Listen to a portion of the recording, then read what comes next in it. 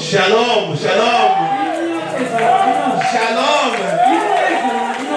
Je crois que vous vous sentez ce matin de vous retrouver dans sa présence. Il est soit loué pour cela. Nous vous saluons au nom de Jésus-Christ.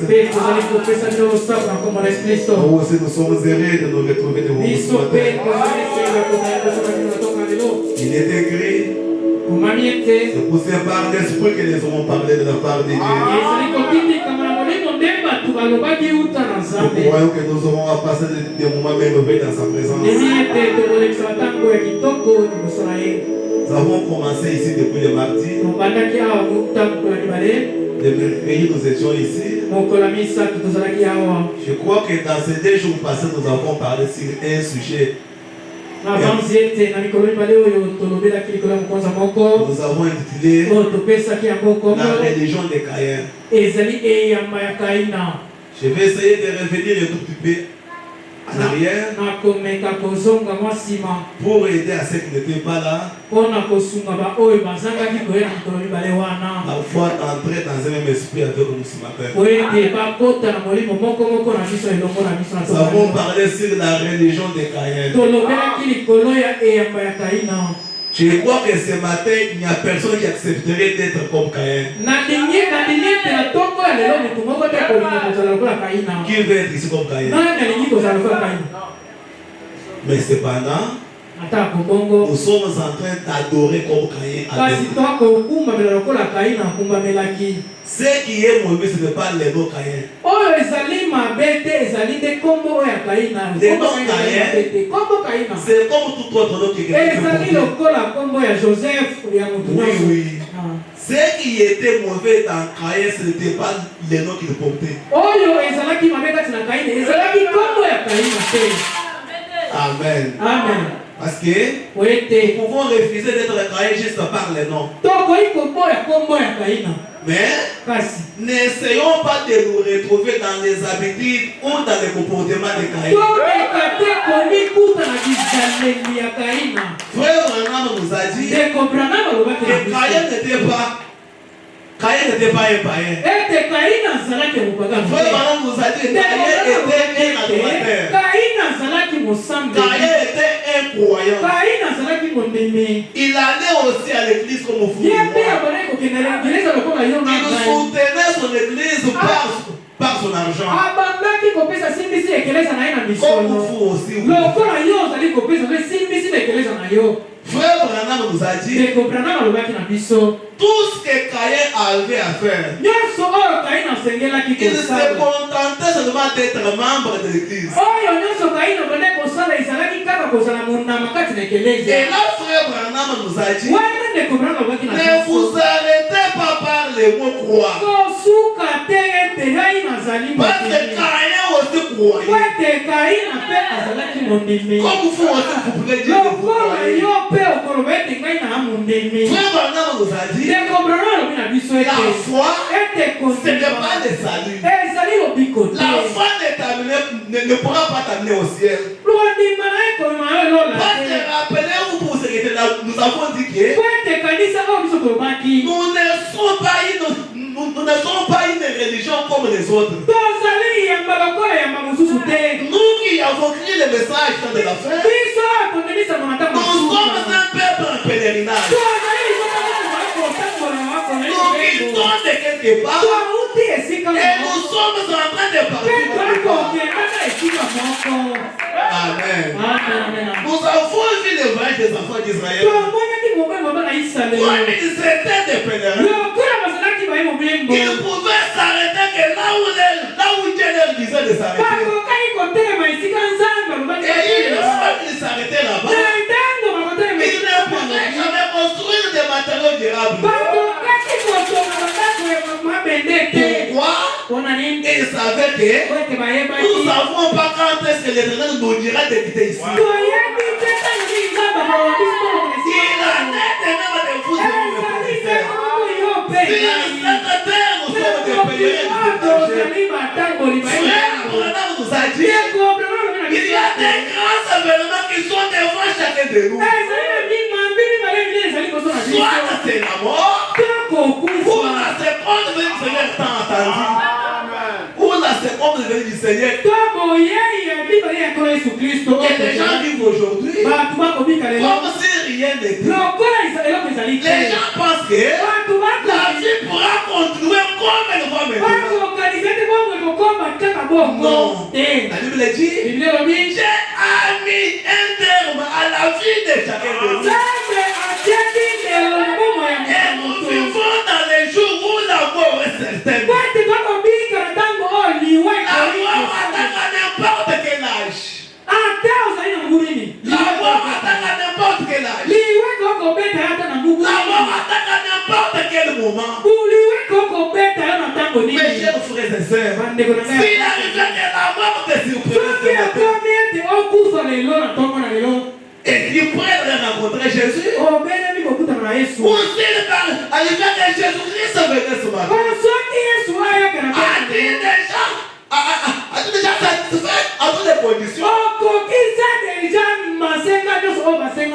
C'est là que Frère Branham nous a dit, la foi n'est pas le salut, mais la foi qui est le salut. C'est avec la foi que nous pouvons acquérir le salut.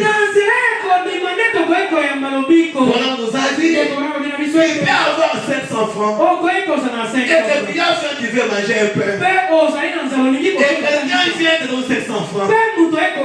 Bien sûr que tu seras dans la joie que tu as le pain. Mais les 500 francs que tu as n'est pas le pain. Mais les 500 pourra t'aider à avoir le pain. Tu peux avoir ton 500 dans la poche pour le pain, mais avoir mourir de faim. Pourquoi? Tu n'es pas parti chercher le pain. Il en est de nous de la foi. La foi n'est pas le salut. J'ai écrit le message. J'ai écrit le message. On m'a baptisé. Qui a bien fait. Ce n'est pas tout. Après être baptisé, il y a un autre pas à faire. Avoir un contact personnel avec Dieu. Et recevoir le baptême du Saint-Esprit dans votre cœur. Le mercredi, Frère Branham nous a dit, sans le Saint-Esprit, Dieu ne te reconnaît pas comme croyant. Sans le Saint-Esprit, Dieu n'a jamais reconnu même ta foi. Voilà, nous a dit, Abraham a crié en Dieu. Et c'est là qu'il avait été imputé à justice. Mais après, Dieu lui a donné les soins de la circoncision. Pour l'attestation de sa foi. Mes chers frères et sœurs, vous avez bien fait de croire le message. Vous avez bien fait de venir à la parole. Si vraiment vous vous arrêtez là, vous allez partir en enfer. Il vous faut recevoir le baptême du Saint-Esprit. C'est ce qui prouvera que Dieu te connaît. Frère Branham a dit, Dieu n'est pas responsable dès qu'il croit n'a pas le Saint-Esprit. Dès qu'il croit n'est pas sous les sons.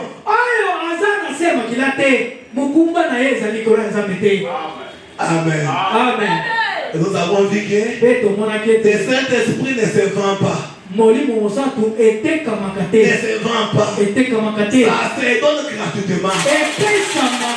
Et parmi toutes les choses que Dieu possède, s'il y a une chose que Dieu donne avec beaucoup de facilité,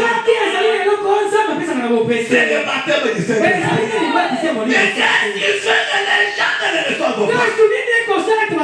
Les gens ne veulent pas suivre la voie pour vivre. Si j'essaie de demander ici, tout le monde aimerait recevoir le Saint-Esprit. Mais on veut recevoir le Saint-Esprit, mais on ne fait pas suivre la voie pour vivre. C'est là que frère Branham dit, les gens sont en train de mourir. C'est dans les cabinets des médecins. Quelqu'un qui est malade, il part chez le médecin. Le médecin lui dit, ok, entrez, j'ai l'ordonnance ici, j'ai déjà le médicament pour ta maladie. Mais la personne ne veut pas entrer dans le cabinet de médecin. Et le voilà mourir dans le cabinet de médecin. Et le frère Abraham nous a dit, comme il est mort, la faute n'est pas chez le médecin. La faute n'est pas au médicament.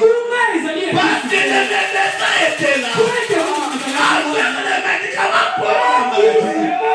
Mais la faute revient au patient. Pourquoi? Il a refusé de prendre le médicament. Il a refusé de suivre la voie pour vivre. Seulement, on a dit de me rejeter. De ne regarder jamais dans le cabinet de médecin. Les croyants sont en train de mourir. Assis dans les bancs de l'église. Mes chers frères et sœurs, le Saint-Esprit est gratuit. Mais demande-toi pourquoi jusqu'à ce matin tu ne l'as pas. Le Saint-Esprit est gratuit. C'est le don de Dieu. Frère Abraham dit, le Saint-Esprit, Dieu le donne à ceux qui l'obéissent. C'est juste l'obéissance de Dieu. Je ne vous demande pas vos argent. Je ne vous demande pas de l'or. Je ne vous exige rien. Juste l'obéissance à sa parole.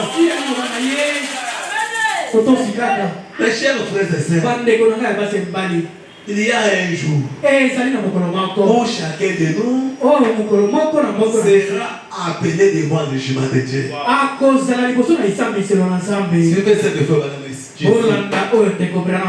J'avais toujours voulu répéter ça. J'avais dit ça le mardi et le mercredi. Avant d'entamer la portion de ce matin, je venais d'abord à ceux et ceux qui n'étaient pas là pour s'entrer dans ces foyers. Dans la prédication, j'ai restauré. C'est prêché le 20 juin 1954. 21 partie B. Eh bien, nous allons passer un cap critique maintenant. Nous allons passer un cap critique maintenant. Puisse le Saint-Esprit amener la parole directement à votre cœur.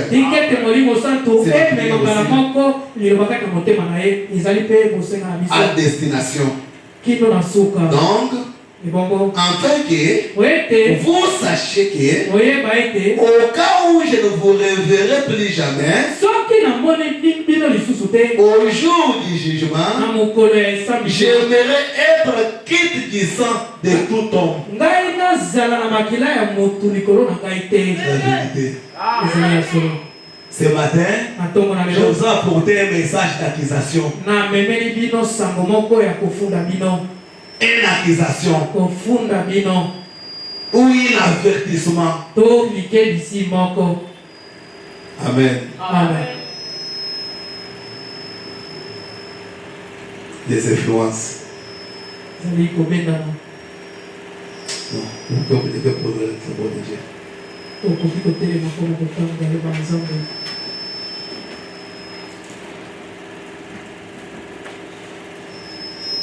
Luc chapitre 17. Verset 50. Nous lisons de Jésus-Christ. Luc 17, verset 50. Ce qui arrivera du temps de Noé arrivera de même au jour du Fils de l'homme. Les hommes mangeaient, vivaient, se mariaient et mariaient leurs enfants jusqu'au jour où Noé entra dans l'arche. Et le déluge vint et il les fit tous périr. Ce qui arrivera du temps de l'autre Elle verra pareillement. Les hommes mangeaient, buvaient, achetaient, vendaient, plantaient et bâtissaient. Mais les jours où on sortait de Sodome, il n'y a plus de feu et de soufre pour marre au ciel. Et les feux tous périrent. Lancera des mots au jour où le Fils d'homme paraîtra. Seigneur Jésus-Christ, Dieu de gloire, nous nous sentons petits, Seigneur Jésus, de pouvoir ouvrir notre bouche et parler devant ton épouse. L'épouse pour laquelle tu as versé ton sang à la croix. Tu vas voir. Écarte-nous maintenant de la Sainte Seigneur Jésus. Viens prendre les relèves, tu vas voir. Tu connais nos incapacités, Seigneur, et nos insuffisances. Viens, Seigneur Jésus-Christ, fais en sorte que toutes nos facultés soient fermées. Et le Saint-Esprit nous parle ce matin, Père. Nous recommandons toi. Nous de Jésus-Christ, on va se prier. Amen. Amen. Nous nous asseoir. Avec cette écriture que je vais te dire, je voudrais parler sur un sujet que j'ai étudié. Mon ami, différent d'écouter l'avertissement de l'avertisseur. Différent d'écouter l'avertissement de l'avertisseur. Et comme nous le savons tous, quand on avertit quelqu'un, c'est vu un danger imminent qui arrive. Amen. Amen. Amen. Quand il y a un avertissement, c'est qu'il y a un problème. Un danger est devant. Et une personne qui réfléchit, une personne qui est dans ses beaux sens, une fois qu'on avertit,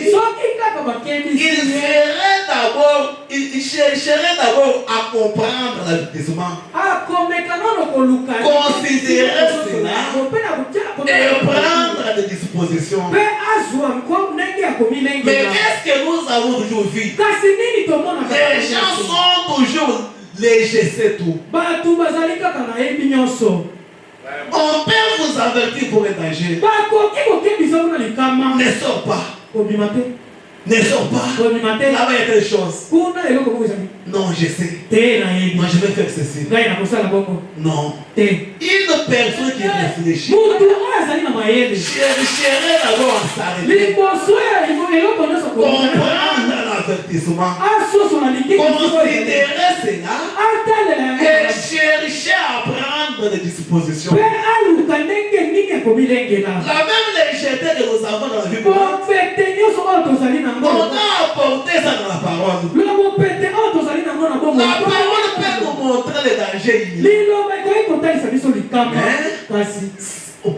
Mais ce qu'on peut faire aujourd'hui, nous repoussons cela demain. Ou bien, comme on a longuement entendu ce genre d'avertissement,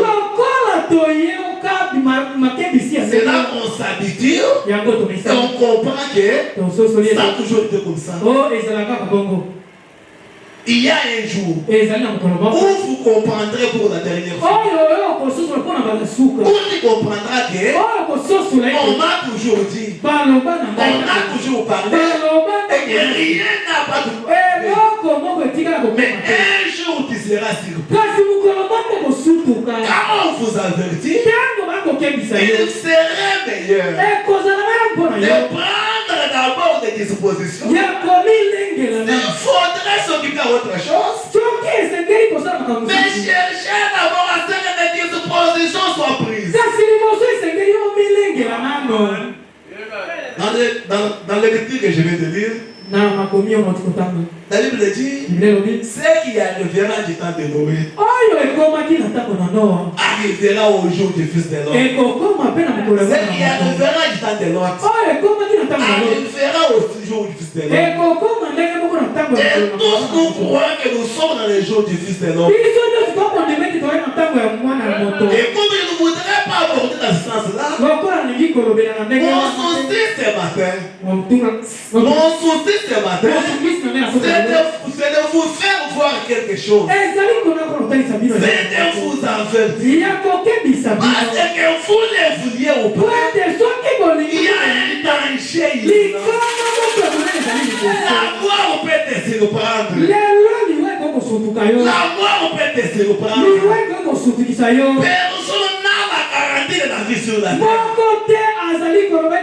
Même si la mort ne te surprend pas, Jésus-Christ peut venir. Jésus-Christ peut venir. As-tu déjà pris des dispositions? Es-tu prêt pour ce départ-là?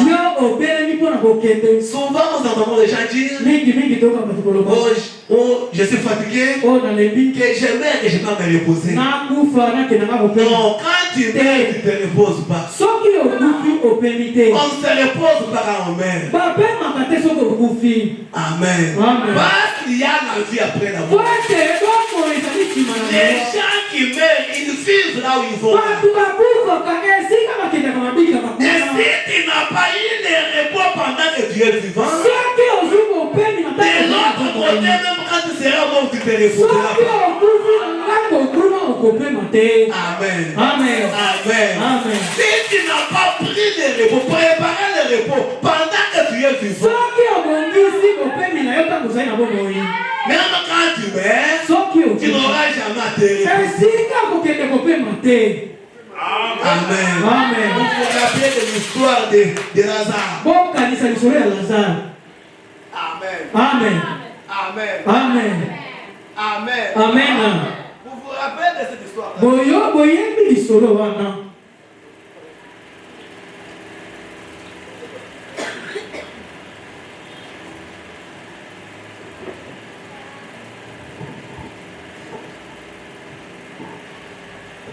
Amen. Amen. Vous vous rappelez de cette histoire-là?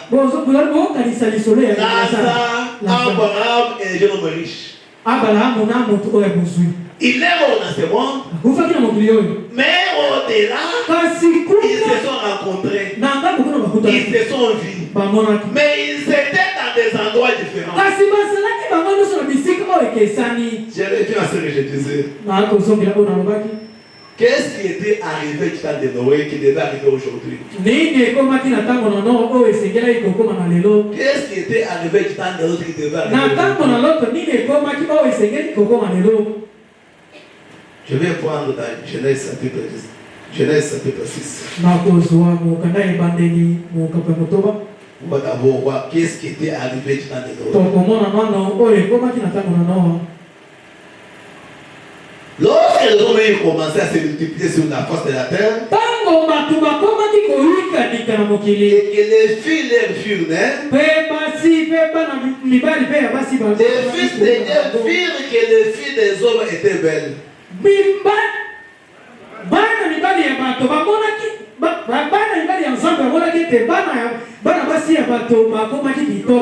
Et qu'ils en prirent pour femmes. Ils en prirent pour femmes. Ils en prirent pour femmes parmi toutes celles qu'ils choisirent. Les filles étaient devenues belles. Et quand les filles de Dieu ont vu la beauté, ils ne les ont pas mariés, mais ils se sont pris. On va y arriver. Et se choisir pour femme. Alors l'Éternel dit, mon esprit ne restera pas à toujours dans l'homme. Pourquoi Dieu a dit ça? Parce qu'il a vu que les fils de Dieu, au lieu de se marier comme on se marie, ils sont pris.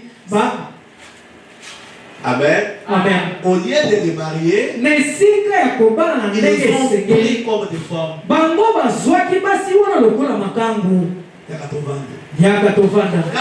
a vu cela, Dieu a dit quoi? Mon esprit ne restera pas toujours dans l'homme. Car l'homme n'est que cher. Et ces jours seront de 120 ans.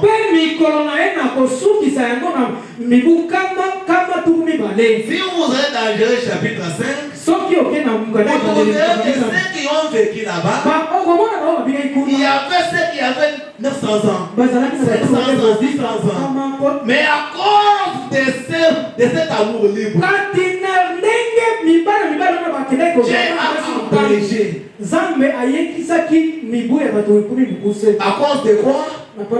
L'amour libre. C'est qui est un grand fléau aujourd'hui. Dieu n'a jamais souscrit à cela. Amen. Amen. Dieu a abrégé, il a dit, désormais, l'homme ne vivra que 120 ans. 5.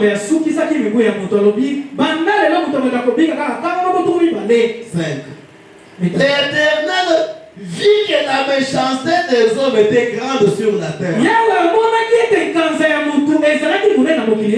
Ne voyons-vous pas ça aujourd'hui? L'Éternel vit que la méchanceté des hommes était grande sur la terre. Et que toutes les pensées de leur cœur se portaient chaque jour uniquement vers le mal. Ne voyez-vous pas ça en ce jour? Et quand on voyait ça, ça vous dit quoi? Et l'Éternel s'est répandu d'avoir fait l'homme sur la terre. Et il fit affliger en son cœur. Et l'Éternel dit, à cause de tout ce que nous venons de citer, l'Éternel dit, j'exterminerai de la face de la terre l'homme que j'ai créé.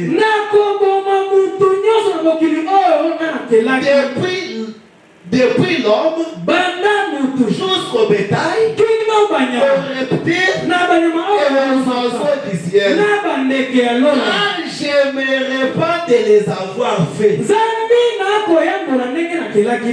À cause de quoi? Qu'est-ce qui a amené à se repentir d'avoir fait la méchanceté des hommes? Les cœurs des gens étaient tournés toujours vers le mal. Les cœurs tournaient toujours vers le mal. Les gens ne voulaient pas encore se marier normalement. Les gens se prenaient comme cela. Le mariage libre. Et Dieu n'a jamais souscrit à cela. Et c'est qui t'a dénoué. Cela a amené Dieu à détruire le monde. Et comme cela se répète aujourd'hui, le monde s'en allait comme cela. Amen mes soeurs. Amen mes frères. Si tout ce que nous venons de citer ici, ça avait suscité la colère de Dieu. Et Dieu a dit que je vais exterminer l'homme sur la terre. Même les animaux, je vais les exterminer. Et si cela se répète aujourd'hui, Dieu va fermer les et laisser les gens s'en aller comme cela. C'est là que la Bible a dit, ce qui arrivera du temps de l'homme arrivera la même destruction que Dieu a accompli à cause du péché, à cause de l'amour libre, à cause de la méchanceté qu'avaient les gens, de la manière que leur cœur a tourné toujours vers le mal. Comme cela se répète aujourd'hui, Dieu doit encore détruire les gens aujourd'hui. C'est la raison pour laquelle Dieu a envoyé ses précieux messages. Des messages de William Branham pour nous avertir. Amen. Pour nous avertir. Il y a un danger à la porte. Mes chers frères et sœurs, si vous croyez que c'est que je vais vous dire la vérité, si vous avez des amis pour ça,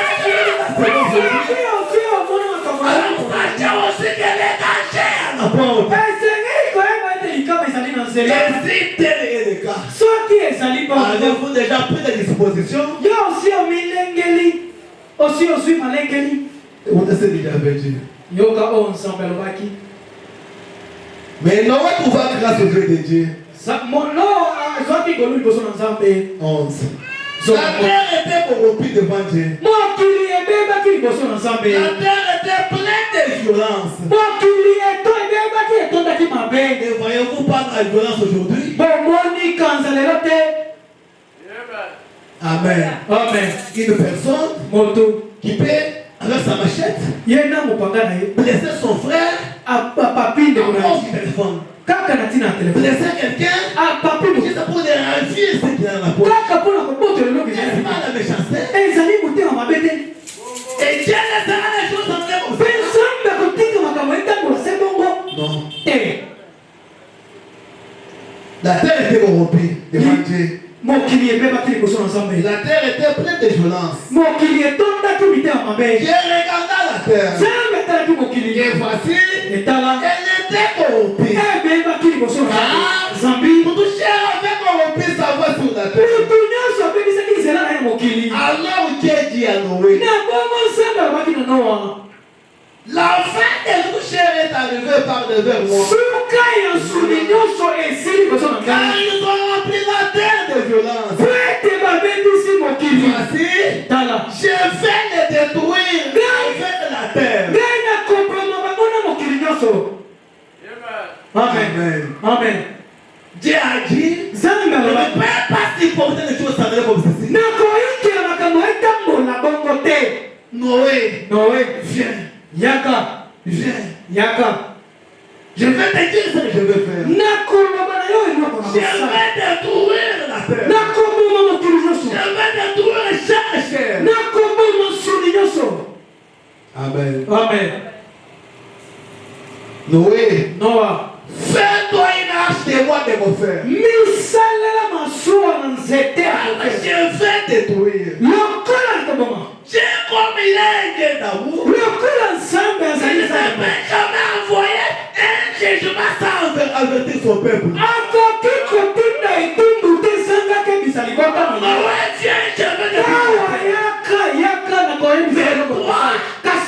Fais-toi une marche de moi de mon frère. Tu disposeras cette arche à cellule. Et tu enlèveras du poids dedans. Amen. Amen. C'était les moyens d'échapper à la colère de Dieu. Comme Dieu de détourner la terre. Il a dit quand même, j'aimerais quand même me réserver une race. Noé, fais-toi une arche avec les voix de mon frère. Quiconque voudra épargner sa vie, il peut s'entrer dans l'âge. Et dans ce moment-là, même si quelqu'un d'autre pouvait dire, parce que Noé, quand il a commencé à faire cette arche, on les traitait de fous. Non, je suis en train de faire l'arche. Dieu m'a dit qu'elle n'a plus va tomber. Et la Bible dit que la pluie n'avait jamais tombé sur la terre. Elle n'a pas demandé à Noé. Noé, la pluie c'est quoi? Non, c'est les eaux qui vont quitter le ciel et les la terre. On va dire fou. Est-ce que dans les ciels il y a des eaux? On vient donc de dire que les océans font monter et remplir. Les eaux vont quitter du ciel. Tu es un fou. Amen. Amen. Amen. Amen. Vous pouvez traiter des messagers de fous. Vous pouvez même les tuer. Mais vous ne pouvez jamais tuer son message.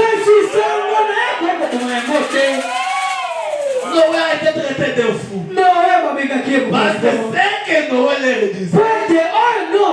C'était quelque chose qui n'était jamais arrivé.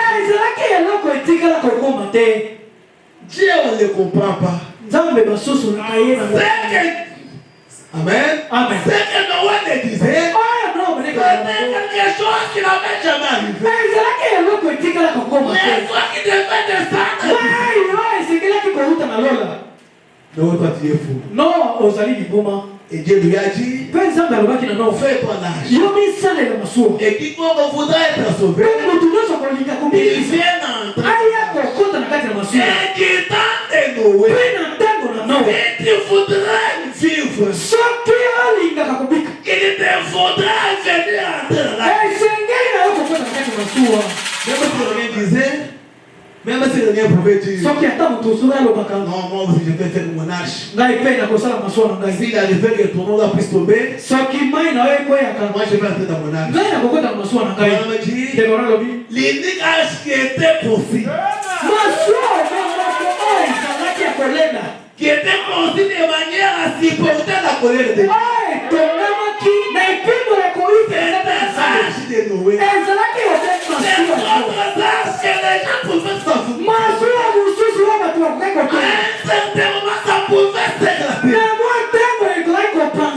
Pourquoi? La pluie qui était tombée était un jugement de Dieu. Personne ne peut supporter survivre devant le jugement de Dieu. Amen. Amen. Parfois les gens, ils ne connaissent pas aussi les faces B de Dieu. Il est un Dieu d'amour, un Dieu de miséricorde, un Dieu de bonté, un Dieu de ceci. C'est vrai qu'il est. Mais même Dieu d'amour, même Dieu de miséricorde, même Dieu qui est riche en bonté. Il est aussi un Dieu de colère. Personne ne peut résister devant la colère de Dieu. Amen. Amen. Ce qui arrivera dans de Noé arrivera pareillement. Amen. Amen. Nous avons vu que qu'est-ce qui avait amené Dieu à s'énerver? La beauté. Les filles étaient devenues très belles. Mais maintenant que nous vivons dans l'âge de la beauté. Amen. Amen. Les filles, les femmes étaient devenues belles. Et pour cela, les gens se sont fabriqués des produits pour se rendre encore de plus belles.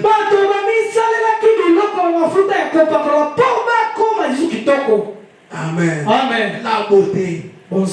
Et à part cela, quand les fils étaient, on vit que les filles des hommes étaient devenues belles. Au lieu de se marier, ils se sont contentés de les prendre comme cela. Les mariages libres.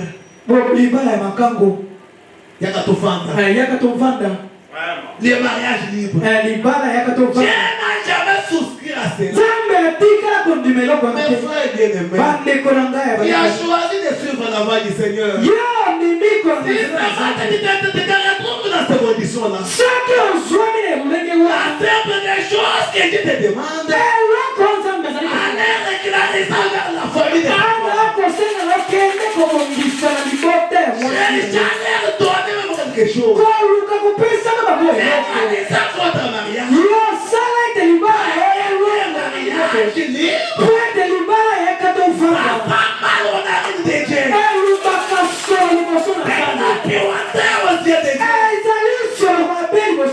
Et nous voyons que Kinshasa est rempli de cela.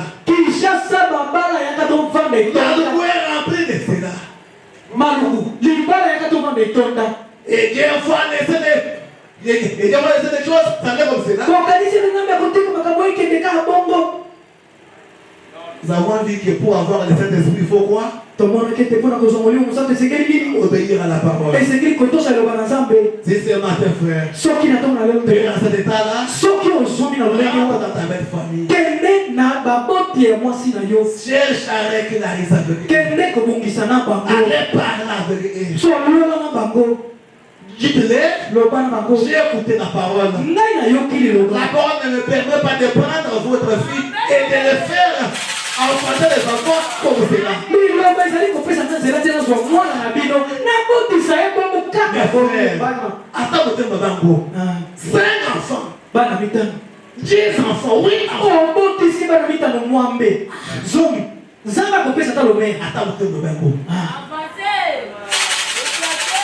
Amen. Amen. Mais ça, je ne vous amuse pas. Je ne vous amuse pas. C'est la vérité. Et toi aussi accepté. Et toi aussi accepté.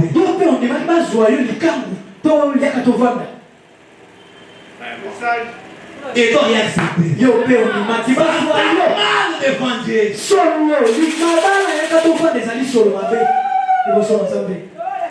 C'est ça le message de Branham. C'est ça le message de Branham. Allez réaliser. Et si je peux. Amen. Amen.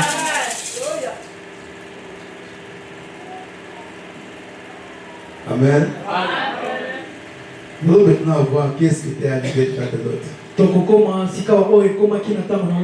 Genèse 19. Genèse zomi nalibwa.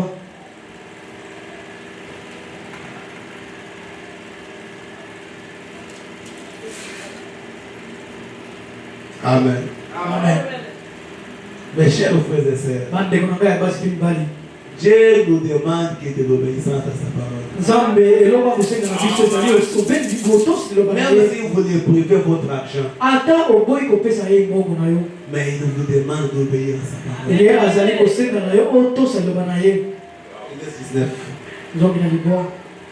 Ce qui arrivera du temps de l'autre arrivera au jour du Fils de l'homme. Qu'est-ce qui s'est passé au jour du Fils de l'homme?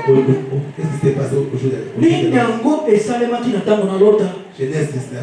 Genèse. Les 2 anges arrivèrent à Sodome sur les soirs.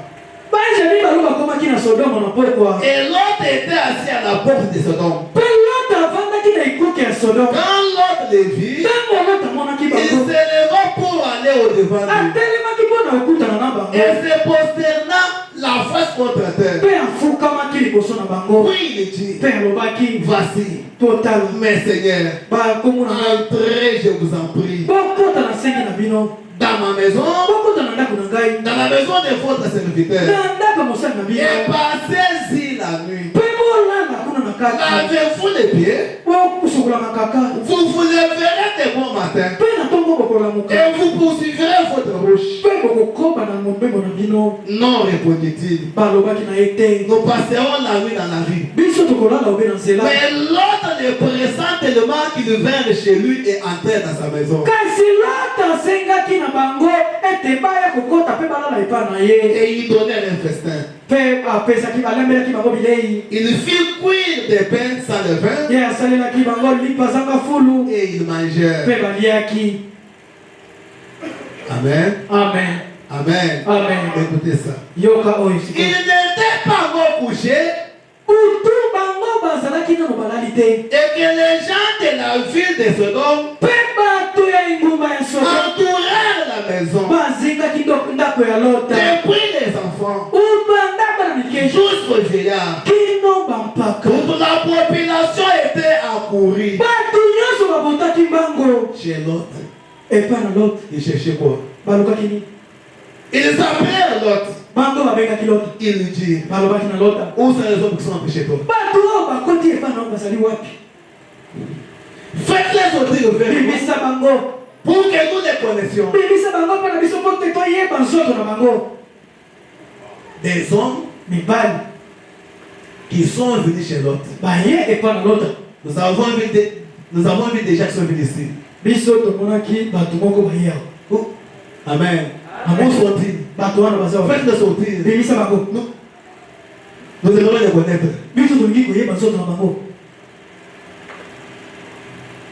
L'autre sortit vers et à l'entrée de la maison. ferma la porte derrière lui. Et il dit, mes frères, je vous prie, ne faites pas le mal. Je vous prie, ne faites pas le mal. Écoutez ça. J'ai des filles qui n'ont pas connu d'homme.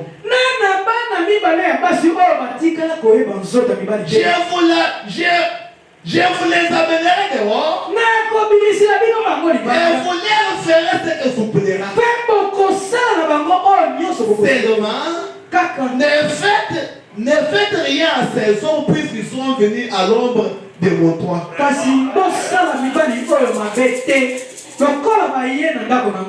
Il dit, toi. Il dit encore, celui-ci est venu comme un étranger. Parce que l'autre, Amen. Souvenez-vous, quand ils se sont séparés avec Abraham, Abraham avait demandé de choisir là où il partir. Bien que l'autre était là, bien qu'il vivait là-bas,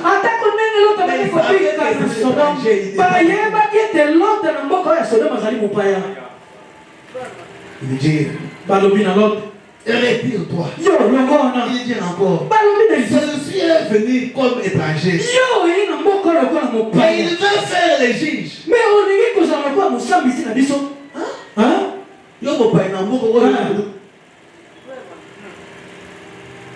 il veut faire les... Eh bien, nous te ferons pire qu'à eux. Nous te ferons pire qu'à eux. Et pressant leur violence, ils s'avancèrent pour briser la porte. Comme l'autre les demandait. Ne faites pas ce que vous voulez faire là. J'ai des jeunes filles dans la maison. Ils n'ont jamais connu des femmes. Au lieu que vous puissiez faire ce que vous voulez là avec ces hommes, je vais sacrifier mes deux filles. Les hommes ont refusé de prendre. Ils veulent prendre des hommes comme c'était quoi? L'homosexualité. Amen. Et voyez-vous pas ça aujourd'hui? Amen. Qui n'a jamais entendu parler de l'homosexualité?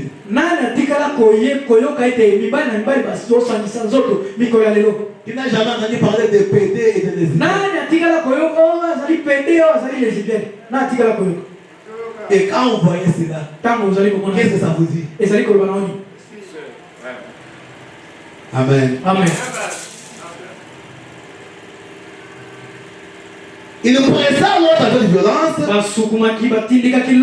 s'avancèrent pour briser la porte. Les hommes étendirent la main. Firent retirer l'homme vers eux dans la maison. Et fermèrent la porte. C'était des anges.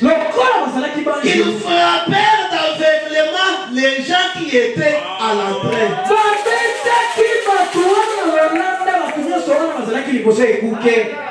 Depuis les petits jusqu'au grand. Les autres qui se donnèrent une peine inutile pour trouver la porte. Les hommes dirent à l'autre, qu'as-tu encore ici? Gendre, fils et filles, et tout ce qui t'a passé dans la maison, fais-les sortir du lieu. Car nous allons détruire ces lieux. Pourquoi? À cause de l'homosexualité. Et si la même chose se répète aujourd'hui, Dieu va laisser les choses s'agréer comme cela.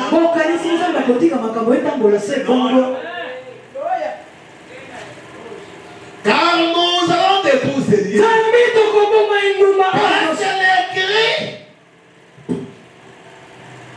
Parce qu'elle écrit contre ses habitants.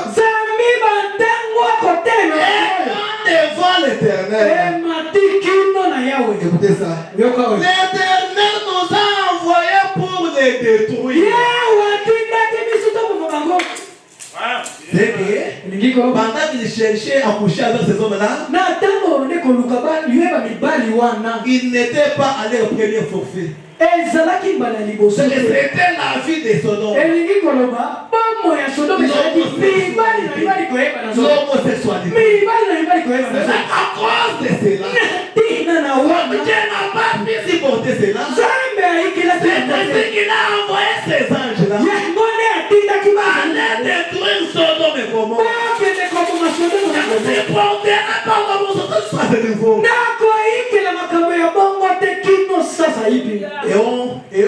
Ils ont pensé que c'est les hommes avec lesquels on peut coucher. Les hommes qui sont venus pour leur destruction. Et on pensait que nous pouvons bien coucher avec eux. Mes chers frères et sœurs, ne voyez-vous pas cela aujourd'hui? Ne voyez-vous pas cela aujourd'hui? L'autre leur a présenté ces deux filles. Vierges. Il les a sacrifiés. Je peux vous les donner. Et vous choisir avec ce que vous voulez. Non. Pas de filles. Nous seulement les hommes. Amen. Amen.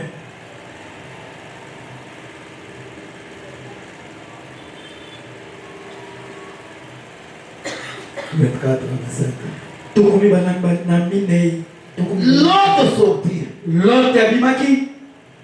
Et parla à ces gendres qui avaient pris ses filles. Lèvez-vous, dit-il. Sortez de ces lieux. L'Éternel va détruire la ville. Et aux yeux de ces gendres, il parut plaisanter.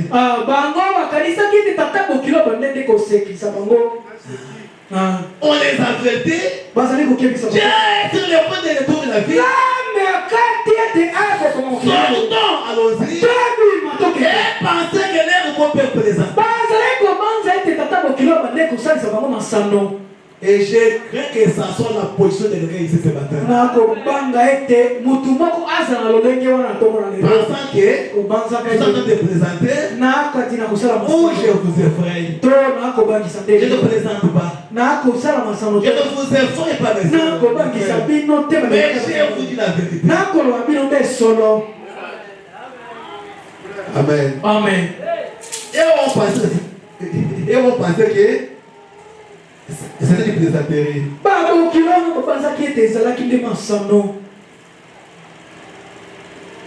Verset 5.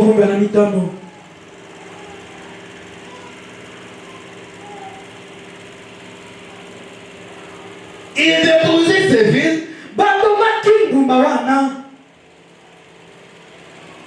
Toute la plaine et tous les habitants de la ville. Et les plantes et la terre. Mes chers frères et sœurs, nous avons vu que du temps de Noé, les mariages libres, la méchanceté, les guerres de tout le monde étaient tournées toujours vers les mains. Du temps de l'autre, l'homosexualité.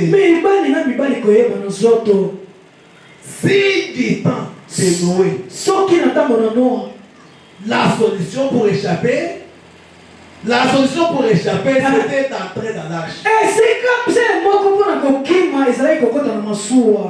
Du temps de l'autre, pour échapper, c'était fuir, sortir de Sodome. Et aujourd'hui, la Bible va nous dire, la terre et les ciels Dieu les garde pour les feux. Amen. Amen. Du temps de Noé, Na tango na Noé. c'était entré dans l'arche. Ezalaki nde kokikokota na Du masuwa. temps de l'autre, Na tango na c'était Noé. sortir des eaux. Ezalaki kolongwa kati Et na dans ces derniers na jours, mikolo ya suka. pendant le temps, Ekobelana na il lobi. nous faudrait monter Esengeli na biso komata. l'enlèvement de l'épouse. Linyeto ya mwasi na libala. Pourquoi monter? Po na nini Parce komata? que le ciel et la terre, Po ete lola pe Dieu mabe. les maintient pour les feux. Nzambe akobatela yango mpo na moto kotumba yango. Amen. Amen. 2 Pierre chapitre 3. Petelo ya mibale mokako misato.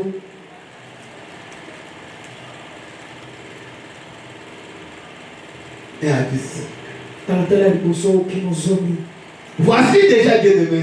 Tala bandeko na ngai Je vais mibale. en développement. Bolanda. La seconde lettre que je vous écris, Mokanda mibale dans makomeli. l'une et dans l'autre, Na kati na moko pe je mosusu. cherche à éveiller par des avertissements votre saine intelligence. nakolamusa nde mayele na bino na makebisi Afin que po ete vous vous souveniez des choses annoncées d'avance par les prophètes nakanisa makambo oyo basakoli basakola et du commandement du Seigneur et Sauveur. mpe mitindo ya nzambe mpe Enseignez par vos apôtres, oyo bantoma na bino batei bino sachant au fond tout ce que koyeba ete liboso dans les derniers jours, ete na mikolo ya il suka viendra de mon cœur ekozala na bacoli avec l'aïerie, ya macoli na bango marchant selon leur propre convoitise, kotambolaka na bilula na bango disant mpe kolobaka où est la promesse de cet avènement. wapi elaka ya boyei na ye Les mêmes moqueurs ici sont là aujourd'hui. bacoli moko bazali lelo Depuis qu'on a parlé d'enlèvement, outa balobaki na depuis ngieko qu'on a dit que Jésus est outa baloba ya yesu akoya vous êtes des petits, tozalaki bana vous mikeko aussi grandi chez mes enfants. nakobi na si naboti C'est toujours la même chanson là. kaka makambo moko Mon cœur, mocoli mon cœur. mocoli Amen. amen Et vous reviendront. bacoli bakoya Marchant selon qui marche selon leur propre convoitise. kotambolaka ye ndemene bilulula na bango Qu'est-ce qu'ils disent? mpe nini baolo Où est la promesse de son avènement? wapi elaka ya boyei na ye Car nzambe depuis que les pères sont morts, bota batata bakufa tout demeure comme dès le commencement de la makambo création. etikali kaka bongo Il est fait ignorer. bango balingi En kobosana effet, écoutez ça. ete Écoutez ça. oyoka Il est fait ignorer en effet bango balingi kobosana ete que ete les ciels existaient autrefois par la parole de Dieu. ete lala ezali esamaki na liloba na nzambe Et de même qu'une terre tirée des eaux ndenge moko mabele moto euti na mai est formée au moyen de l'eau. esalemaki na nzela ya mai Et que par ces choses, le monde alors périt. kasi na nzela ya biloko wana mokili ekufa Submergera par l'eau. ezindaki kati na mai Tandis que par la même parole, kati na liloba moko wana les ciels à présent lala ya lelo sont gardés ebatami et réservés pour le feu. ebomami mpo na moto Amen. amen Amen. amen Amen. amen Est-ce que vous voyez la Bible? ozali kondimela bibilia Les ciels à présent balola lelo et la terre, Dieu les garde pour le mpe feu. mabele nzambe akobomba yango mpo na moto Posez-vous maintenant la question. nazali komituna bino Quand la terre laissée sera brûlée, ntango mokili na lola ekotuma tu seras où? yo okozala Quel wapi sera ton sort? lo likambo na ye ekozala Parce que souvenez-vous, yo kanisa Dieu ne peut jamais envoyer un jugement ete nzambe akoki kotinda etumbu te sur la terre awa na mokili sans pouvoir un moyen d'échapper. nzambe abongisa eloko moko Comme vous ne détournez gens qui tentent de nous, lokola alingaki koboma il a poussé à faire les gens dans l'âge. ye abato abongisaki ete bato bakota na masuwa Qui tentent de l'autre, na ntango na loto il a poussé à ce que les gens sauvent. abongisaki ete bato balongaka na Et lisoba pour les ciels, la terre d'après. lokola balona mpe momele Dieu ya les lelo garde pour le feu. nzambe abateli yango mpo na moto C'est avant que le feu ne tombe sur la terre. yango nete avo ete moto ete C'est lui qui écoutera l'avertissement. moto oyo akolanda likebisi C'est moi, le revêtre à la gloire. Et pour être enlevé, ce ne sont pas des membres des églises qui seront enlevés. Tu ne seras pas enlevé parce que tu es membre de l'esprit. Tu seras enlevé si tu obéis à toute la parole de Dieu. Tu vas obéir à toute la parole. Dieu va te donner son esprit saint. Qu'il accepte votre foi. Il vous a répondu comme croyant. Sinon, il sera brûlé ensemble avec la terre. Amen. Amen. Amen. Amen. Tandis que les cieux et la terre d'à présent sont gardés et réservés pour les feux, pour les jours du jugement et de la ruine des hommes impurs. Mais il est une chose bien aimée que vous ne devez pas ignorer. Et devant le Seigneur, un jour est comme 1000 ans. Et 1000 ans sont comme un jour. Le Seigneur ne tarde pas à accomplir sa promesse. Comme quelqu'un le croit. Écoutez ça. Mais il risque de patience envers vous. Si Stéphane n'est pas tombé sur ce matin, de patience pour vous. C'est là que vous envoyez des sacs en fait de ce matin. Vous n'avez jamais votre vie à Jésus-Christ. Acceptez ce matin de donner votre vie à Jésus. Vous n'avez déjà ici. Mais qui n'avait jamais été sérieux avec la parole. Qui n'avait jamais pris la ferme décision. Acceptez que ce matin, que ça soit le jour de votre salut. Si vous acceptez, si vous disposez votre cœur, vous donnez le Saint-Esprit. Amen. Amen. Le Seigneur ne tarde pas dans l'accomplissement de sa promesse. Comme quelques-uns d'entre vous les croient. Mais il use de patience envers vous. Et voulant pas qu'aucun périsse, mais voulant que tous arrivent à la repentance. Écoutez ça. Les jours du Seigneur viendra comme un voleur. Mes chers frères et sœurs, il n'y aura pas d'information au top Congo. On ne dira pas ça. Le gouvernement n'en saura rien. Amen. Amen. Le jour du Seigneur viendra comme un voleur. Et c'est quand un voleur veut venir voler chez vous, il avertit. C'est comme cela que Jésus viendra. En ce jour, les cieux passeront avec fracas. Les événements embarrassés se dissoudront. Et la terre, avec les êtres qui l'enferment, sera consumée.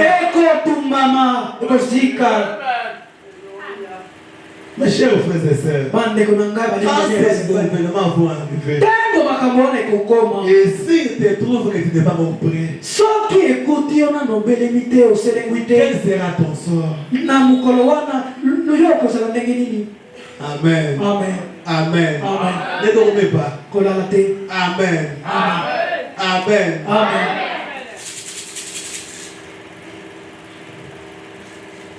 Amen. Amen. Écoutez cette pierre qui est ici. yoka o Petro azali koloba awa dans le livre des Actes des Apôtres, kati na buku ya misala ya bantoma chapitre 2, 7 à 39. mokata mibale tukumisatu na sambo tukumisatu na libwa. Pierre a apporté la parole. Petro ateyaki liloba Comme je viens d'apporter ce matin. lokola nakoteya na ntongo na lelo Montrant aux gens comment ils s'étaient mal comportés. kotalisaka bato lolenge kani batambolaki mabe. 37. tukumisatu na sambo. Après avoir entendu ce discours, nsima na koyoka lisikulu ya ils Petro dirent lesquels il ne faut pas toucher. bango mitema na bango esimbamaki. Amen. Amen. Amen. Amen. Alors les faits que j'ai dit ici. Na moi eloko moke na lobi Est-ce que awa vos cœurs sont déjà touchés? mitema na bino esimbami. Et si vos cœurs sont touchés, soki mitema na bino esimbami na quelle décision bango avez-vous pris? ekateli nozwi Écoutez ce que ces gens avaient fait. yoka oyo bato basalaki Après avoir entendu ce discours, nsima na koyoka lisikulu ya la Petro prédication de Pierre, miteya ya Petro ils eurent les cœurs qu'ils vont toucher. bango mitema na bango Et esimbamaki ils dirent à Pierre et aux autres apôtres, mpe balobaki na Petro mpe bantoma oh mosusu frère, bandeko mibali que ferons-nous? tosala nini. Frère Aaron, ndeko Aron nous avons compris biso tososoli l'état dans lequel nous vivons. ntango kati na ngo tokobika Qu'est-ce que nous devons maintenant faire? tosika oyo tosala boni. De la réponse. yoka eyana Derrière Dieu. Petro alobi na Derrière Dieu. Petro alobi na Et bango c'est ce que je vous dis aussi. yango nde nga nakoloba na Pierre leur dit, Petro alobi na répandez-vous. bayambola Et que chacun de vous soit baptisé au nom de Jésus. mpe moko na moko azwa libatisa Pour le pardon de vos péchés. mpe na bolimbisi ya masumu Et na bino vous recevez les dons du Saint-Esprit. mpe bakoyamba likambo molimo santo nzambi La promesse est pour vous. elaka ezali mpo na bino Pour vos enfants. mpe mpo na bana na bino Et pour tous ceux qui sont au loin. mpe mpo na baoyo nyonso bazali Dans aussi mosika grand nombre que le Seigneur notre Dieu les appellera. na ebele oyo nzambe na biso akobenga bango. Amen. Amen. Amen. Amen. Amen. Vous allez dire. okoloba Mais moi j'ai déjà pris le baptême. kasi ngai nasi nazwi libatisi na mai Mais moi j'ai déjà créé. ngai nasi na ndima Dans Actes chapitre 19.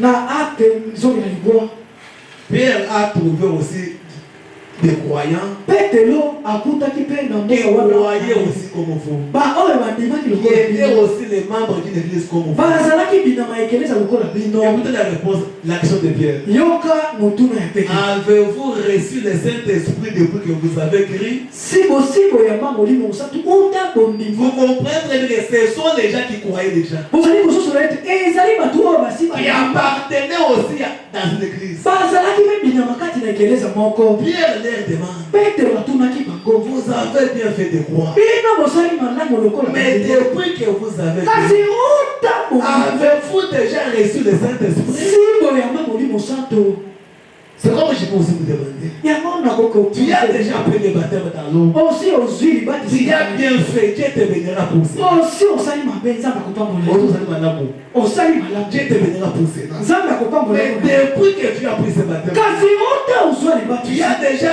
reçu le Saint-Esprit. si oyambi molimo santo. Et il répondit, bango bayambolaki ah, Pasteur Pierre, o mokengeli Paul nous n'avons jamais entendu parler qu'il y a cet esprit. biso totikala koyoka ete molimo santo moko Mais vous, ezala quand même, vous avez déjà entendu parler du Saint-Esprit. kasi bino bosi koyoka ete molimo santo Qui ezali. n'a jamais entendu parler du Saint-Esprit ici? nani atikala koyoka te molimo santo ete ezalaka. Amen. Amen. Nous n'avons jamais entendu parler biso du Saint-Esprit. totikala koyoka ete molimo santo moko ezalaka. Mes chers frères et sœurs, bandeko na ngai ya basi fingila le Saint-Esprit, molimo santo c'est Dieu qui entre dans votre cœur. ezali nzambe kokota na motema C'est le ticket. ezali tike Le ticket pour le voyage. ezali tike mpona mobembo Pour ceux qui entrent dans le transport. mpona baoyo bakotaka na transport. Dès que vous entrez, soki okoti na kati directement vous achetez le ticket. kaka mbala moko osombi tike. S'il arrivait que le contrôleur te surprend sans ticket, soki emonani ete moto oyo azali kononga akuti yo ozangi tike. Amen. Amen. On te fait descendre bien que tu n'es pas arrivé. bakokitisa yo ata na mokomi Et on te fait payer des amendes. C'est pas ça? mpe bafutisi yo lifuta. Le Saint-Esprit, c'est ça le ticket pour le ciel. molimo Le Saint-Esprit dont je parle ici, ce n'est pas un don. Parce que je parle en langue, ou parce que je prêche. Le Saint-Esprit, c'est le créateur du ciel et de la terre. Dieu tout-puissant. Qui entre dans ton corps. Un paradoxe. Qui peut accepter que celui qui a créé le monde entier vit dans mon cœur? Qui peut accepter ça? Mais pourtant c'est la vérité. Qui peut croire?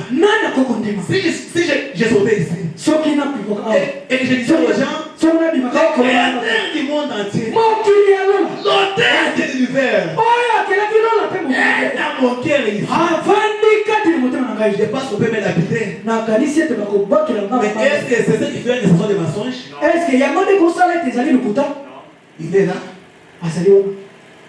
Mes frères, Dieu est disposé à vous sauver. Dieu est disposé à entrer dans le cœur de chaque personne. Amen. Amen. Écoutez cette fois, madame. À la prédication de la tempête approche. Il y a eu quelqu'un qui suivait la radio. Il a entendu à la radio, on a dit du côté de la Floride là-bas, il y aura une tempête qui va balayer le contraire.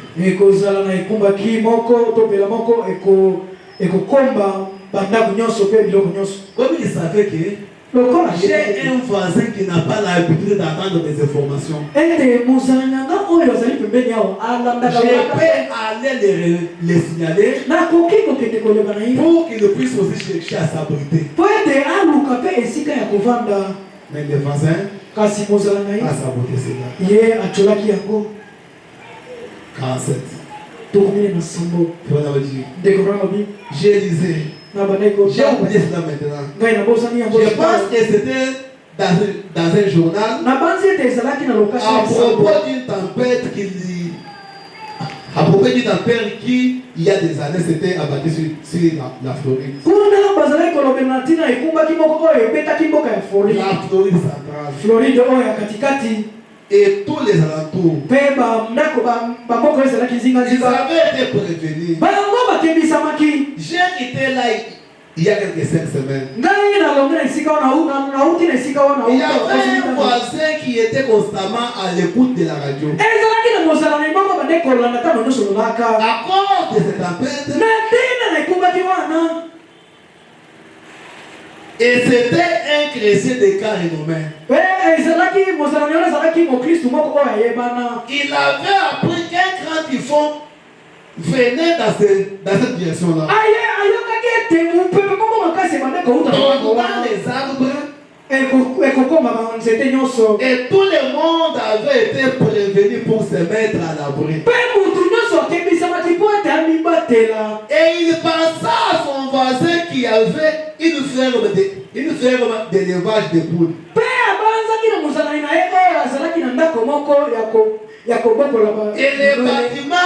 Et les bâtiments légers qui abritaient des poules.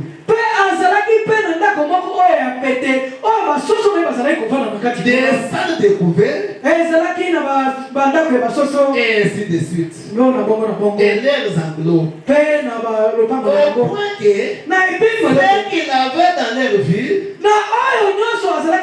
toute leur vie était liée à ces poules. sans tarder, tel un fou, il courait jusqu'à la portail. Et s'arrêta dans sa voiture. Et sauta et alla là. Et dit à son ami, prends toutes tes poules, mets-les dans ton abri contre la tempête. Et viens chez moi.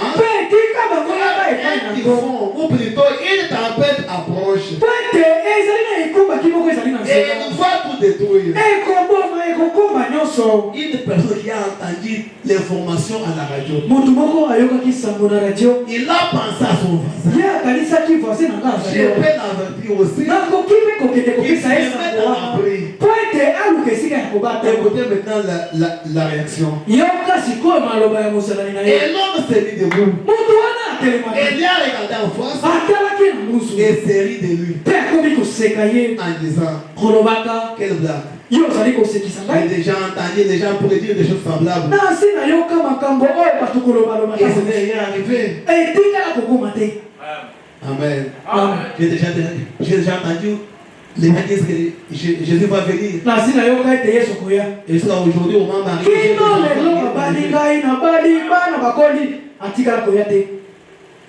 et les voisins chrétiens étaient si agités. Et si cela arrivait effectivement, nous entendons tout le temps des remarques du genre. J'ai appris que ceci va arriver. Mais cela arrivera à un certain jour. Il nous est avantagé d'écouter chaque avertissement. Mais cet homme dit, je n'ai pas de temps pour de telles absurdités. Et l'enlèvement de l'épouse. Oh, Jésus Christ va venir. Oh, Jésus Christ va venir. Laissez cette histoire-là. Amen. Amen. Je n'ai pas le temps à écouter cette absurdité. Je lève l'épouse. Je n'ai pas le temps pour ça. Amen. Amen. Parfois, vous pouvez dire que si c'était moi, je ne dirais pas cela. Mais pourtant, c'est ce que vous faites. Le temps de vendre, toi tu me dis que je ferme et je pars à l'église. Le mardi et le mercredi, dès 17h à 19h30. Verrez là. Et je viens de commencer. Le mardi et le mercredi. Toute la journée, tu n'as pas vendu. Seulement de 17h à 19h. C'est dans cette heure-là que tu vas t'enrichir.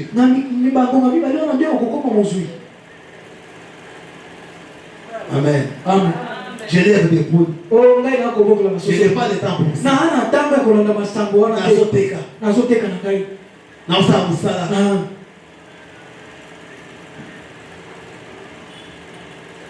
Et il cria à haute voix.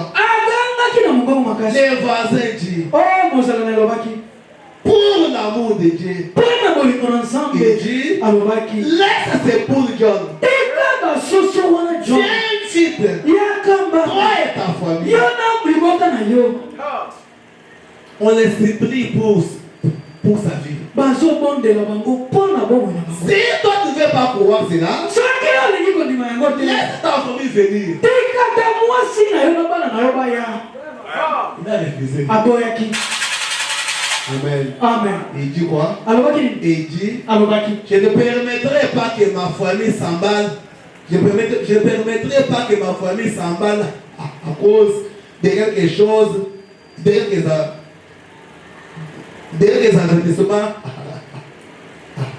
avertissements radiophoniques.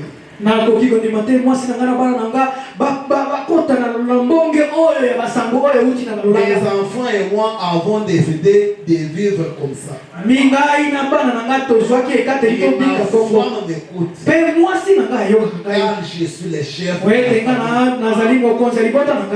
il est obligé de m'écouter. Ici, c'est moi le chef. Et je ne permettrai pas que mes enfants s'agitent. Et qu'ils soient tiraillés pour une absurdité. Et les voisins fit de tout. Et il rentra chez lui dans son abri. Et soudain, les nuages le couvrirent. Avant qu'il ne réalise, c'est de la même manière que le jugement frappe.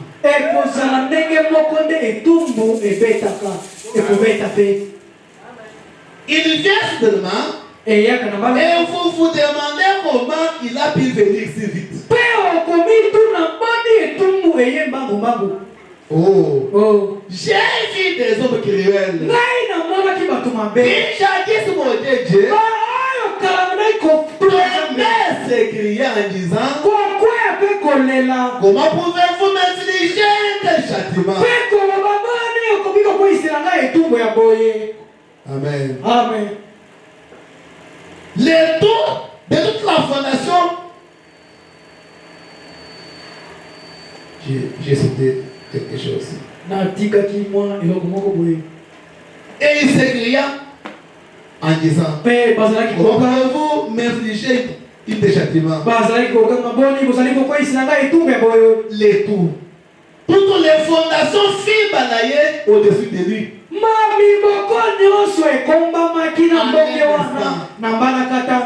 On a intérêt à prendre en considération l'avertissement.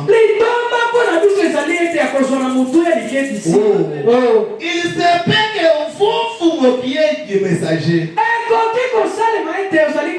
Il se peut que vous soyez capable de tuer le messager.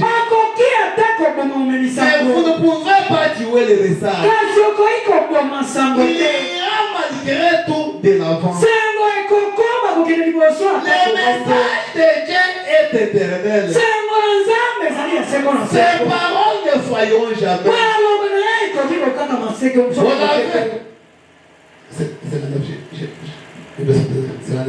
Quand la tempête va la contrer, elle a envoyé les poulaillers et les fermiers. On ne retrouva jamais son corps. Le corps du chef. Moi je suis chef. Mes enfants et mon épouse sont obligés de l'écouter. Je ne peux pas laisser ma famille s'emballer dans le Les voisins est parti et la tempête est venue. On a balayé et la poulée et le corps du chef n'était pas retrouvé. Il est mort pourquoi? Il a refusé d'écouter l'avertissement. Et sa femme l'état comme une folle. Et sa femme l'état comme une folle. Amen. Amen. Il vivait près du grand lac. Et les eaux se mirent à monter comme les typhons faisaient que monter des eaux. Ce qui se rendait si dangereux. Ce sont des hauts fonds. Les bateaux tangués. C'est ce qui fait que les vagues montent et renversent les bateaux. La tempête surgissait et font tourbillonner des eaux. Et l'eau est emportée à des kilomètres. Amen. Et les autres s'étendirent de sorte que la mère comprit qu'il n'y avait plus d'espoir. À moins de les toits du bâtiment. L'homme montait. La maman a compris que pour être sauvé ici, il monte avec les enfants dans la toiture de la maison.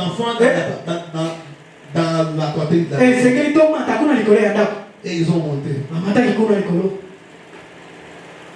Et comme ils ont monté, frère Banam dit, il y a eu aussi des serpents qui fuyaient aussi la tempête.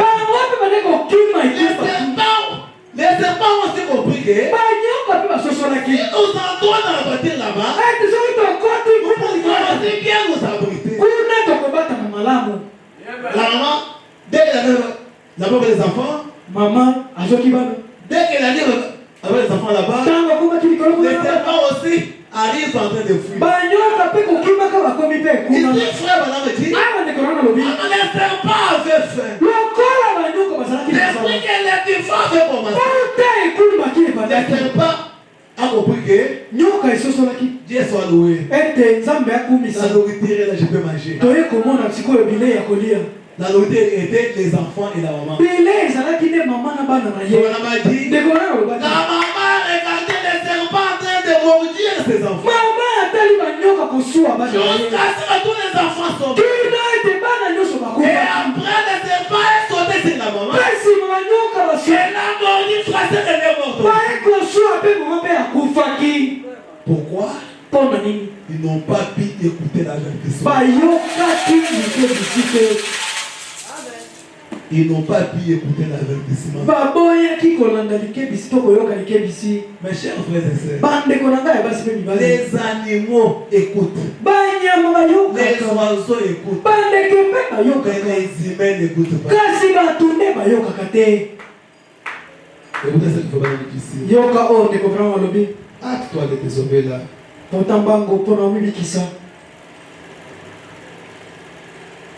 Je vais couper. Hâte-toi de sauver là. Le 2 février 1958. 29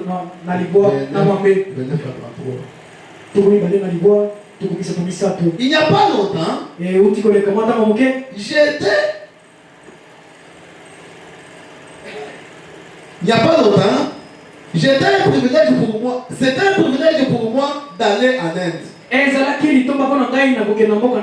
Où j'ai été conduit par le Seigneur. Et c'était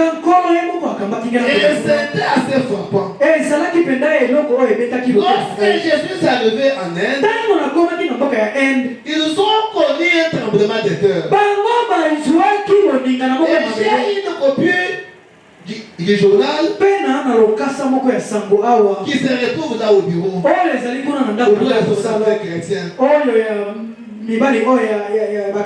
Et il y a eu une chose étrange qui a commencé à se faire.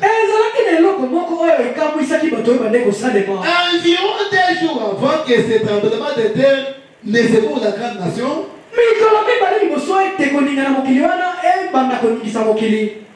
nous avons aussi amené cette copie de journal ici pour ce sujet. Il y a une chose étrange qui est arrivée. Tous les bétails et tous les oiseaux qui avaient leur nid et leur perchoir là-bas, et des chenilles là dans les murs,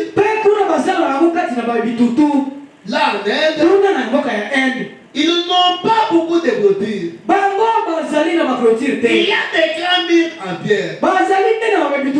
Ils prennent des pierres, ils construisent des murs avec. Et les petits oiseaux qui perchaient là, et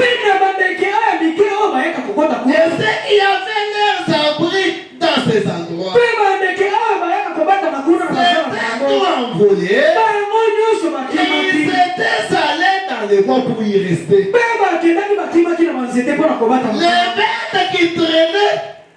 Les bêtes qui traînaient près du mur, les soirs pour s'abriter contre le soleil, Ils sont sortis et sont partis. Qu'était-ce? Il y avait une seule. Il n'y avait pas une seule chose matérielle montrant qu'il y avait un tremblement de terre. Les hommes des sciences n'ont pas décelé ce tremblement de terre. Mais que puis-je dire? Béni soit son nom. Le Créateur savait cela qui allait arriver. Et il a déplacé ces murs, toutes les petites créatures, parce qu'ils allaient se mettre là ce soir.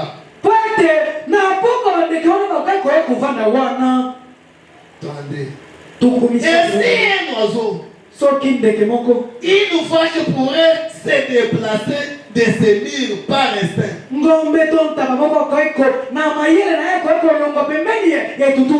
Pour éviter d'être tué.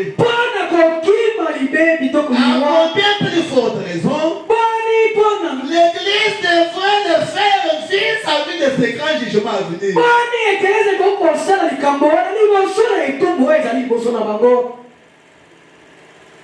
Amen. Amen. Là en Inde, un tremblement de terre devait frapper ce côté-là. Il y avait un mur qui était construit. Et dans ce mur-là, c'est là où les oiseaux avaient fait leur nid. Et beaucoup des animaux venaient s'abriter là-bas.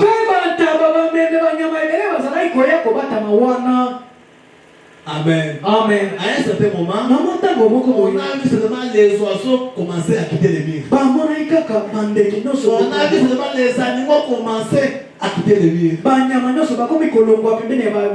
gens ne comprenaient pas pourquoi les oiseaux quittaient les murs. Même les hommes des sciences ne comprenaient pas le pourquoi. Dieu savait que ce mur-là devrait s'écrouler. Et le mur devrait s'écrouler. Les oiseaux qui vivaient là-bas. Et les animaux qui s'abritaient devant du mur devraient mourir. Et qui a placé dans ces animaux-là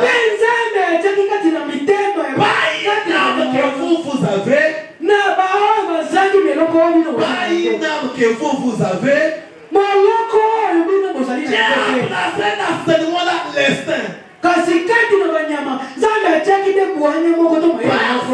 scène-là, les animaux se sont sentis obligés de quitter les murs. Pour fuir les dangers qui arrivaient. Les hommes n'en savaient rien. C'est juste quand il y a eu tremblement, les murs s'est écoulé. C'est là que les gens ont compris que c'est que les oiseaux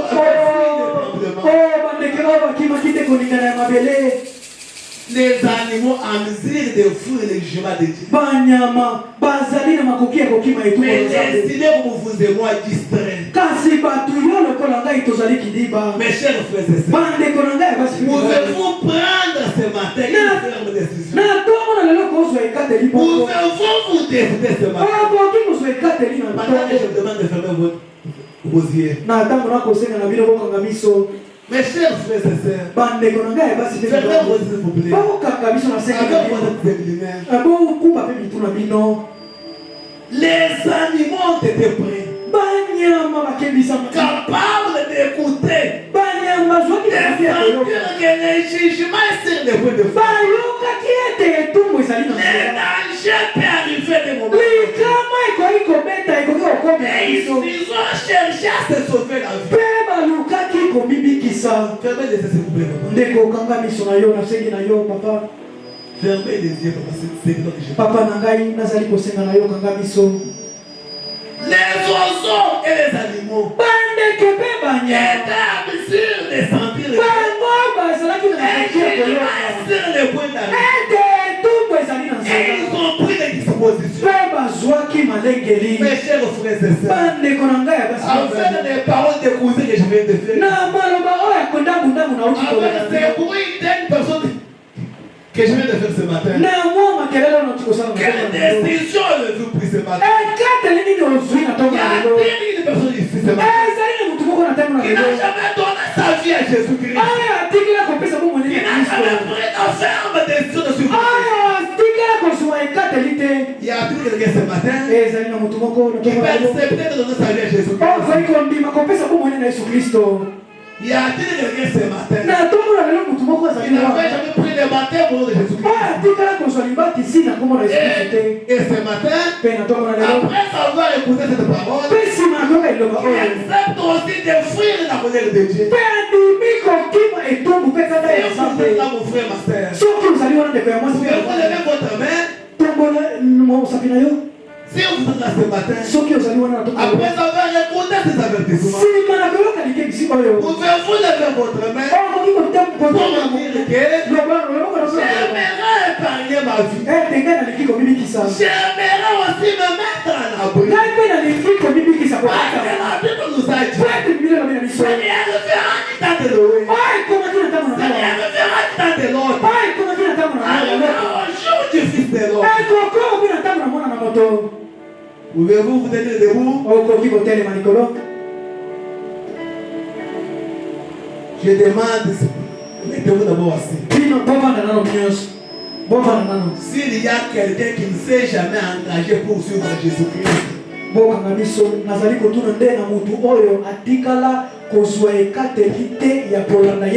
c'est cette personne-là que je demande de se dire. Une personne qui n'a jamais pris position pour cette parole. Il n'a jamais accepté de suivre Jésus-Christ dans ses messages de la fin. C'est personne que je demande de se tenir debout. Jésus-Christ frappe à la porte de votre cœur. Vous êtes accepté ce matin. Pouvez-vous défier la honte ce matin? Pouvez-vous défier Satan ce matin? Et dire que j'aimerais épargner ma vie. Je voudrais sauvegarder ma vie. J'accepte de suivre Jésus. Les messages qui donnent de la fin. Si vous êtes là, mon frère ou ma soeur, pouvez-vous vous lever?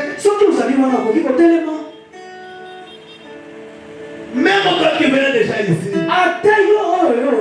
toi qui suivais déjà ce message, pourriez-vous avancer mon frère? Avancez de vous, on va prier pour vous. Que Dieu vous bénisse. Y a-t-il rien d'autre? Y a-t-il quelqu'un d'autre? Y a-t-il rien d'autre qui peut après avoir entendu cet avertissement? Après avoir entendu qu'il y a un danger imminent. Pouvez-vous accepter ce matin? Pouvez-vous défier Satan ce matin? Mon frère bien-aimé, ma soeur bien-aimée, ça vous servira à quoi? De gagner le monde entier, gagner les honneurs de cette vie, et après se retrouver dans la paix. Voyez cet homme qui a refusé d'écouter la vérité. Voyez cet homme qui a refusé d'écouter la vérité. Et c'est qu'a été son sort. Dieu ne peut jamais envoyer le jugement sur la terre. Ça pouvoir un moyen d'échapper. Mes chers frères et sœurs, s'il faudrait qu'on n'ait pas avancé ici.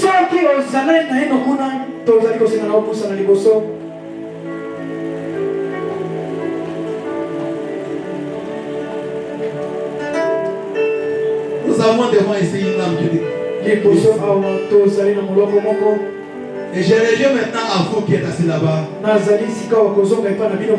Vous qui avez déjà pris la position pour ce message. Et qui avez rétrogradé. Qui ne considérez pas la parole de Dieu. Pouvez-vous vous mettre à genoux là où vous êtes. Et demander miséricorde à Dieu. Et demander à ce que Dieu vous vienne en aide.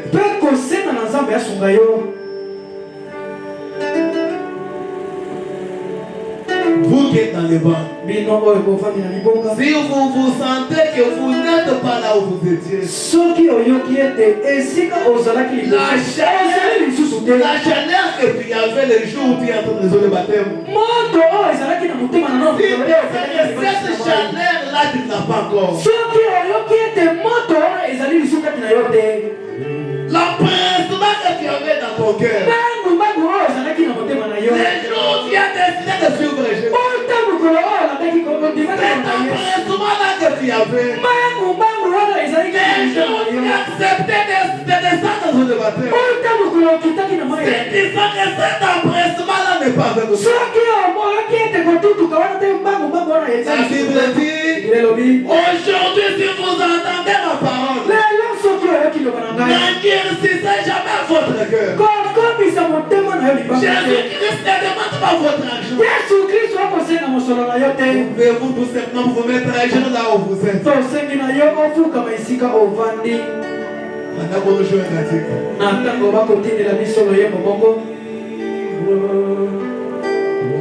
J'appelle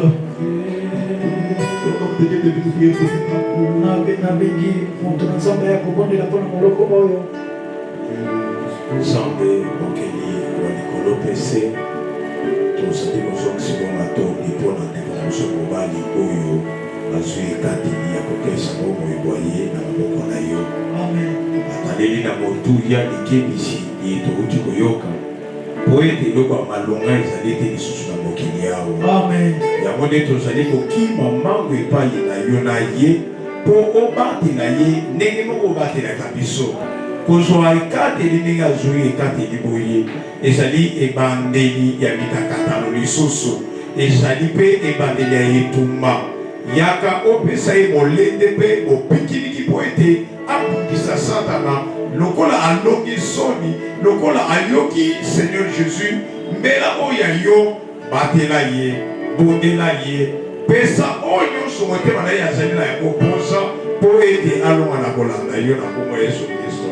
Amen. Amen. Quand il y a toujours vous êtes millionnaire, vous pouvez vous asseoir là-bas. Mais tout le monde est là kaka kokumama, bokumba mitu.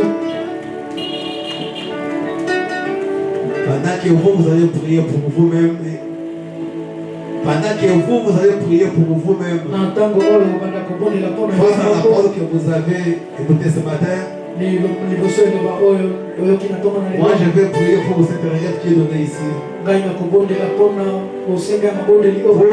frères et sœurs qui vont se présenter aux examens d'État. Vous avez bien fait d'envoyer la requête ici. C'est ce qui prouve que vous comptez sur Jésus. Alors comptez réellement sur Jésus. Parce que c'est lui qui avait donné à Daniel l'intelligence de comprendre la science des hommes et la science de Dieu. Alors comme vous comptez sur Jésus, n'allez pas vous associer avec ce qui se fait dans des écoles. Et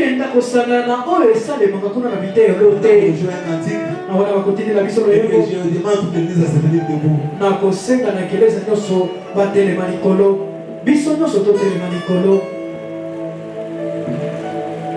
Mettez-vous debout s'il vous plaît. Nos yeux fermés. Jamais de nous parler au Seigneur.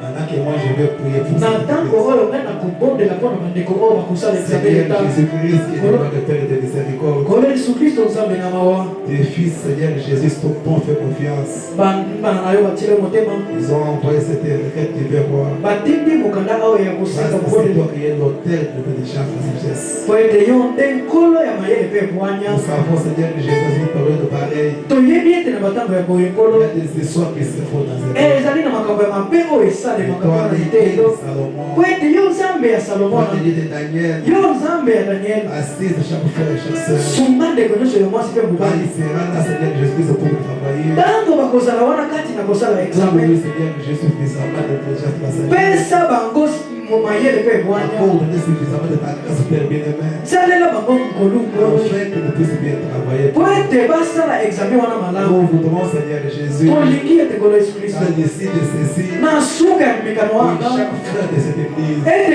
mobali nyonso ya chaque eglise. sœur de cette église, Ndeko nyonso ya mwasi mpe mobali ya qui eglise oyo. là-bas, Ba oyo bakosala nous mimekano te wana. demandons, Seigneur, de pouvoir les rapporter des diplômes. Tosengi na yo opesa bango badiplome. Et si tu vas les rapporter, c'est Seigneur, Soki opesi bango badiplome. l'honneur pourra te revenir. Ke olukumu ekozongamela Et yo. nous n'irons pas te remercier, Père. Mpe tokozanga kozongisa Nous matondo. croyons que tu nous serves toujours. tondimi tozoyoka biso Et nous nyonso. avons demandé tout ceci au nom de Jésus. Mpe nyonso oyo tosengi na kombo na Yesu Kristo. Parlez au Seigneur pendant qu'on nous joue là-bas. Loba na nkolo na ntango bakotikela biso loyembo. Je veux te suivre les mauvais jours.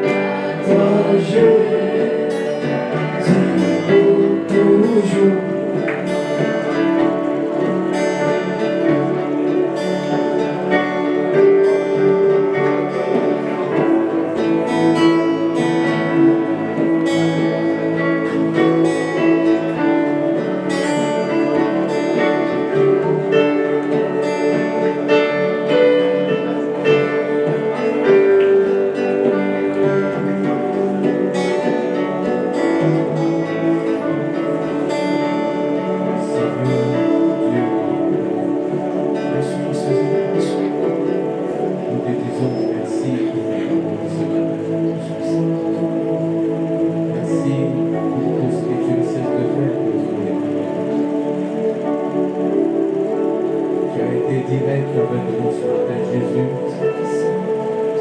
tu nous as reprimandé, Éternel, et tu nous as rappelé devant ce nom de Christ de venir entrer dans l'âge.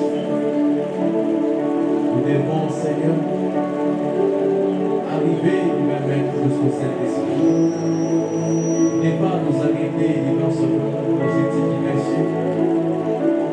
Ne pas faire sourd l'oreille nous-mêmes au message de Christ de bien-aimé. Lorsque tu parles, Seigneur, nous devons faire attention, Seigneur Jésus-Christ. Il y a beaucoup de voix dans ce monde, mais laisse-nous, divin Maître, écouter ce doux murmure qui est suscité dans ce monde dans nos âmes. Éternel de gloire et de paix, nous sommes coupables, Seigneur. C'est devenu comme une habitude d'entendre parler qu'il est temps, Seigneur. D'entendre, Seigneur, qu'il n'y a plus de temps. D'entendre parler que le Seigneur revient bientôt. Assiste-nous, Seigneur Jésus-Christ, que nous ne fassions pas dans ce comme le reste du monde. Éternel, ton serviteur s'est commandé, Seigneur, pour nous faire voir qu'il est temps, Seigneur Jésus. La tempête approche. Nous devons, Seigneur, nous cacher. Nous devons entrer en Christ. Nous devons entrer dans la parole. Nous devons te chercher, Seigneur. Nous devons prendre position. Nous devons décider, Seigneur Jésus. Oh, seul nous ne pouvons rien faire. C'est pourquoi nous élevons nos voix vers toi. Pour que tu nous guides, Seigneur Jésus-Christ, à prendre selon la décision ferme. De ne plus retourner dans la boue du péché. De ne plus nous comporter comme le reste du monde. Mais Seigneur Jésus-Christ, que nous venions dans ta parole, Éternel de gloire, Dieu de notre salut, écoute notre prière et notre voix. Pardonne-nous, Seigneur. Aie pitié de nous, Seigneur Jésus-Christ. Et laisse que l'Esprit du Seigneur puisse nous conduire jusqu'au Saint-Esprit. Seigneur Jésus, ceux qui sont encore dehors, alors que tu toques ainsi, Seigneur, qu'ils entrent. Ils entrent dans ce monde de ta parole. Ils entrent dans l'arche. Parce que bientôt, Seigneur, le feu tombera du ciel. Et tout va s'ébrouiller, Seigneur. Nous ne voulons pas périr avec le reste du monde. Nous voulons que lorsque tu te tiendras dans les airs, Seigneur, appelant l'épouse qui est arrivée à maturité, que nous soyons d'innombrables. Seigneur Jésus, que nous soyons de ceux-là, Seigneur, qui feront route avec toi. Prendre, Seigneur, ce contrôle. Et nous en allons dans ta Seigneur. Maintenant, Seigneur Jésus, nous te prions de bénir ton serviteur.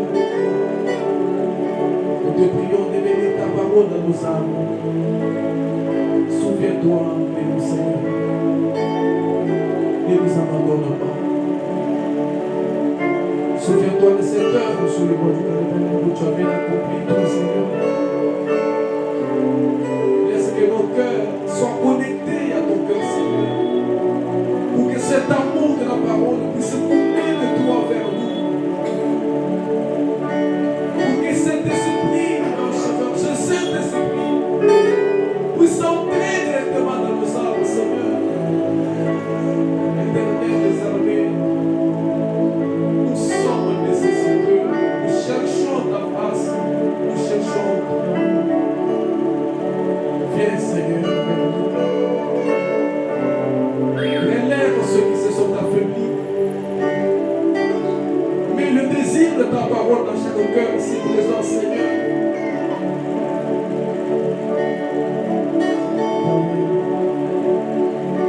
Souviens-toi de nos familles respectives. Souviens-toi de ceux qui ne sont pas venus, Seigneur, en péché.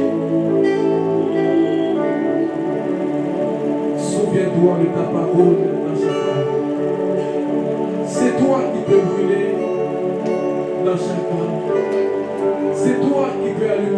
feu, Seigneur. Pour que nous ne puissions pas rester tranquilles, mais à chaque fois être interpellés, Seigneur, qu'il n'y a plus de temps. Et nous devons prendre l'Union Sauveur au sérieux. S'il arrive que tu viennes ce soir, Seigneur, que je sois du nombre, que mon frère soit du nombre et que ma soeur soit du nombre. À n'importe quel moment, tu te pointeras l'Union Sauveur à la porte. Que ton esprit, l'Union Sauveur, puisse garder ma lampe allumée, de sorte que Seigneur Jésus-Christ, lorsque ce moment viendra, que je ne parte pas chercher de lui, en me rendant compte, Seigneur, que lui s'est épuisé. Mais Seigneur Jésus-Christ, que ton amour me ramène. Bénis cette parole dans nos âmes. Bénis chacun de nous, Seigneur, qui écoute cette parole. Nous nous remettons ici à ta sainte main, et maintenant le reste du service en sainte main. Tout pour ta gloire, au nom du Seigneur, le Sauveur Jésus-Christ.